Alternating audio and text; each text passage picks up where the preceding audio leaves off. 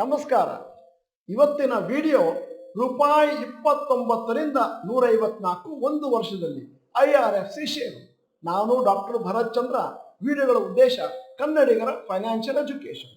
ಇವತ್ತು ನಾನು ಎರಡು ಕಂಪನಿಗಳ ಕ್ವಾರ್ಟರ್ಲಿ ಫಂಡಮೆಂಟಲ್ ಅನಾಲಿಸಿಸ್ ಅನ್ನು ನಿಮ್ಮ ಮುಂದೆ ಇಡ್ತಾ ಇದ್ದೇನೆ.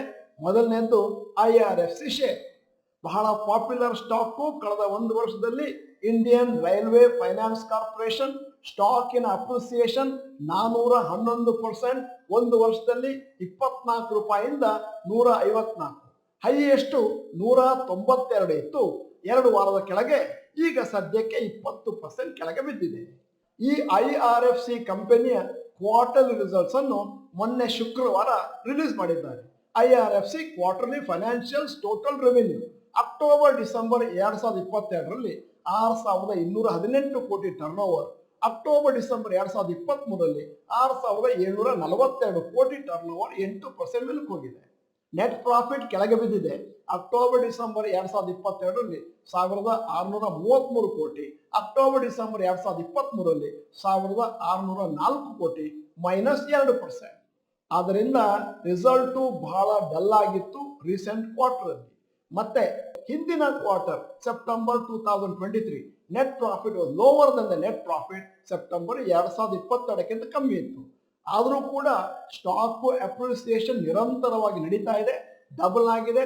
100% appreciation since October 2023.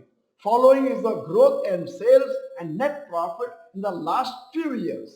IRFC sales and profit growth 3 ವರ್ಷದಲ್ಲಿ sales growth 21% per annum, net profit growth 26% per annum. 5 ವರ್ಷದಲ್ಲಿ sales growth 21% per annum, net profit growth 25% per annum.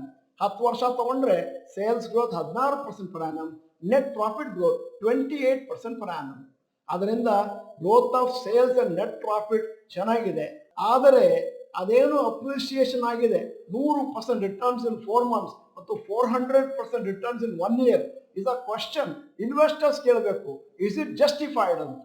Investors ಮತ್ತು ಅನಲಿಸ್ಟ್ಗಳ ಪ್ರಕಾರ ಈ ಶೇರ್ನಲ್ಲಿ ಒಂದಷ್ಟು ಅಪ್ರಿಸಿಯೇಷನ್ ಆಗುವುದಕ್ಕೆ ಕಾರಣ expected expansion of the Indian railways.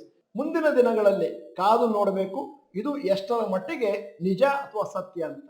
ಅದಕ್ಕೋಸ್ಕರ ನಾವು ನಮ್ಮ ಎಲ್ಲಾ ವಿಡಿಯೋಗಳಲ್ಲೂ ಮತ್ತು ಡಾಕ್ಟರ್ ಭರತ್ ಚಂದ್ರ ಕಾರ್ಯಾಗಾರದಲ್ಲೂ ನಮ್ಮ ಪಾರ್ಟಿಸಿಪೆಂಟ್ಸ್ಗೆ ಹೇಳೋದೇನು ಅಂತಂದ್ರೆ, ಬಹಳ ಸತಿ ಶಾರ್ಟ್ ಟರ್ಮ್ ಅಲ್ಲಿ ಕೆಲವು ಷೇರುಗಳು ಮೇಲಕ್ಕೆ ಹೋದಾಗ ಆವಾಗ ನಮಗೆ ಸರಿಯಾದಂತ ಲಾಜಿಕ್ಕೆ ಕಾಣಿಸೋದಿಲ್ಲ.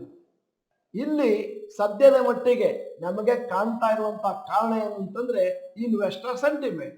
ಹಾಗೆ ನೋಡ್ಲಿಕ್ಕೆ ಹೋದ್ರೆ ರೈಲ್ವೇಸ್ ರಿಲೇಟೆಡ್ ಸ್ಟಾಕ್ ಗಳೆಲ್ಲ irrespective of what business they are doing, they are appreciating like anything.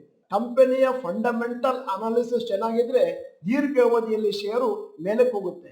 ಆದರೆ ಅಕಸ್ಮಾತ್ ಏನಾದರೂ ಸೆಂಟಿಮೆಂಟ್ ಅಥವಾ ಮೊಮೆಂಟಮ್ ಸ್ಟಾರ್ಟ್ ಆಯಿತು ಅಂತಂದ್ರೆ ಟೆಂಪರರಿ ಆಗಿ ಟೆಕ್ನಿಕಲ್ ರೀಸನ್ಸ್ ಇಂದ ಷೇರುಗಳು ಮೇಲಕ್ಕೆ ಹೋಗ್ತವೆ. ಈಗ ಎಲ್ಲರಲ್ಲಿ ಇರುವಂತ ಕುತೂಹಲ ಏನು ಅಂತಂದ್ರೆ, ಈ IRFC ಷೇರುಗಳು ಏನು ಇಷ್ಟು ಅಪ್ರಿಸಿಯೇಷನ್ ಅನ್ನು ಕಂಡಿದ್ದಾವೆ, ಅದು ಮುಂದಿನ ದಿನಗಳಲ್ಲಿ ಹೀಗೆ ಇರುತ್ತೋ ಇಲ್ಲ ಮುಂದೆ ಕಮ್ಮಿ ಆಗುತ್ತೋ. ಬಹಳಷ್ಟು ಹೂಡಿಕೆದಾರರು ನಾವು ನೋಡಿದ ಹಾಗೆ IRFC ಷೇರುಗಳು ಮೇಲಕ್ಕೆ ಹೋಗ್ತಾ ಇದ್ದ ಹಾಗೆ ಅದರ ಅಡ್ವಾಂಟೇಜ್ ಅನ್ನು ತೆಗೆದುಕೊಂಡಿದ್ದಾರೆ. ಮಾರುಕಟ್ಟೆಯಲ್ಲಿ ಇರುವಂತಹ ಪ್ರತಿಯೊಬ್ಬ ಹೂಡಿಕೆದಾರನಿಗೂ ಅವನದೇ ಆದಂತಹ ಒಂದು ಸ್ಟೈಲ್ ಇರುತ್ತೆ, ಫಿಲಾಸಫಿ ಇರುತ್ತೆ. ಕೆಲವರು ಮೊಮೆಂಟಮ್ ಸ್ಟಾಕ್ ನ ಪರ್ಚೇಸ್ ಮಾಡಿ ಸೇಲ್ ಮಾಡ್ಕೋತಾರೆ, ಕೆಲವರು ದೀರ್ಘ ಅವಧಿಗೆ ಷೇರುಗಳನ್ನು ಇಟ್ಟುಕೊಂಡು ಅದರಿಂದ ನಿರಂತರವಾಗಿ ಮತ್ತು ಕಾಂಪೌಂಡಿಂಗ್ ನಲ್ಲಿ ಬೆನಿಫಿಟ್ ಅನ್ನು ಪಡೆಯುತ್ತಾರೆ. ಈಗ ಒಂದು ಸಣ್ಣ ಪ್ರಾಮುಖ್ಯವಾದ ಅನೌನ್ಸ್ಮೆಂಟ್. ಮೊದಲು ಮನೆ ಕೊಂಡುಕೊಳ್ಳುವುದೋ ಇಲ್ಲ ಶೇರಿನಲ್ಲಿ ಹಣ ಹೂಡಿಕೆ ಮಾಡುವುದು? ಡಾಕ್ಟರ್ ಭರತ್ ಚಂದ್ರ ಅಭಿಪ್ರಾಯ ಕೇಳಿ. ಇದು ನಡೆಯುವುದು 13ನೇ ತಾರೀಕು ಫೆಬ್ರವರಿ ಮಂಗಳವಾರ ರಾತ್ರಿ 9:15 ಯೂಟ್ಯೂಬ್ ಲೈವ್ ಇದೇ ಚಾನಲ್ ನಲ್ಲಿ. ಪ್ರತಿಯೊಬ್ಬ ಯುವಕ ಅಥವಾ ಯುವತಿ ಹಣವನ್ನು ಅರ್ನ್ ಮಾಡಲಿಕ್ಕೆ ಪ್ರಾರಂಭ ಮಾಡಿದ ತಕ್ಷಣ ಅವರ ಮನೆಯಲ್ಲಿ ಹಿರಿಯರು ಹೇಳುವಂತದ್ದು ಮೊದಲು ಮನೆ ತಗೋ. ಅದು ಎಷ್ಟು ಸರಿ ಅಂತ ತಿಳಿಸಿಕೊಡ್ಲಿಕ್ಕೋಸ್ಕರ ಈ ಚರ್ಚೆಯನ್ನು ನಡೆಸ್ತಾ ಇದ್ದೇವೆ. ನೀವು ಬನ್ನಿ, ಸ್ನೇಹಿತರನ್ನು ಕರ್ಕೊಂಡ್ಬನ್ನಿ. ಈಗ ನಾನು ಇವತ್ತಿನ ಈ ವಿಡಿಯೋದಲ್ಲಿ ಎರಡನೆಯ ಕಂಪನಿಯ ಕ್ವಾರ್ಟರ್ಲಿ ಫೈನಾನ್ಷಿಯಲ್ಸ್ ಅನ್ನು ನಿಮ್ಮ ಮುಂದೆ ಇಡ್ತಾ ಇದ್ದೇನೆ. Divi's labs total revenue October December 2022 1708 ಕೋಟಿ, ಅಕ್ಟೋಬರ್ ಡಿಸೆಂಬರ್ 2023 1855 ಕೋಟಿ, 9% ಅಭಿವೃದ್ಧಿ. ನೆಟ್ ಪ್ರಾಫಿಟ್ ಅಕ್ಟೋಬರ್ ಡಿಸೆಂಬರ್ 2022 306 ಕೋಟಿ, ಅಕ್ಟೋಬರ್ ಡಿಸೆಂಬರ್ 2023 358 ಕೋಟಿ, 17% ಅಭಿವೃದ್ಧಿ. ರಿಸಲ್ಟ್ಸ್ ಆವರೇಜ್ ಆಗಿದೆ, below analyst expectation. Share Monday morning react ಆಗುತ್ತೆ, ಯಾಕಂದ್ರೆ ರಿಸಲ್ಟ್ ಅನೌನ್ಸ್ ಆಗಿರೋದು ಫ್ರೈಡೆ. ಸುಮಾರು pharma stocks including Divi's lab continues ಆಗಿ ಡಲ್ ರಿಸಲ್ಟ್ಸ್ ಬರ್ತಾ ಇದೆ ಕಳೆದ 3-4 ಕ್ವಾರ್ಟರ್ ಅಲ್ಲಿ. ಯಾಕಂತಂದ್ರೆ ಹೈ ಸೇಲ್ಸ್ ಇತ್ತು 2020-22ರಲ್ಲಿ ಡ್ಯೂರಿಂಗ್ ಕೊರೋನಾ ಟೈಮ್.